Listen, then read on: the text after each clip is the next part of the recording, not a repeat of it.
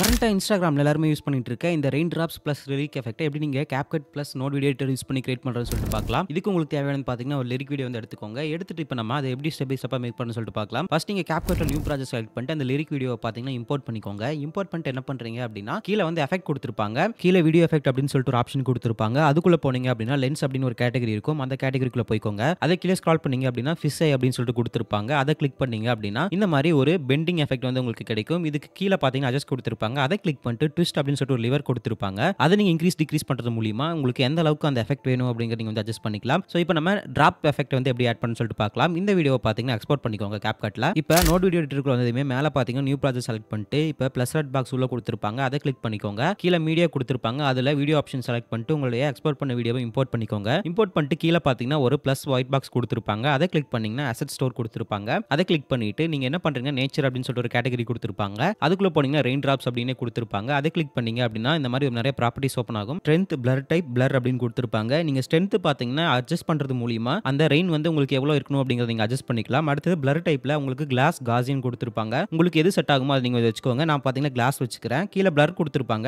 எந்த அளவுக்கு அந்த பேக்ரவுண்ட் வந்து மறைக்கணும் அப்படிங்கறத நீங்க அட்ஜஸ்ட் பண்ணிக்கலாம். அவ்வளவுதான். உங்களுக்கு க்ளோ எஃபெக்ட் எக்ஸ்ட்ரா வேணும் அப்படின்னு நினைச்சீங்கன்னா நான் ப்ரீவியஸா ஒரு வீடியோ போட்டிருக்கேன். அதை செக் பண்ணி பாருங்க. இப்போ நீங்க கீழ பாத்தீங்கன்னா ஒரு எக்ஸ்போர்ட் பட்டன் கொடுத்திருப்பாங்க. அதை கிளிக் பண்ணிட்டு எக்ஸ்போர்ட் பண்ணிக்கோங்க.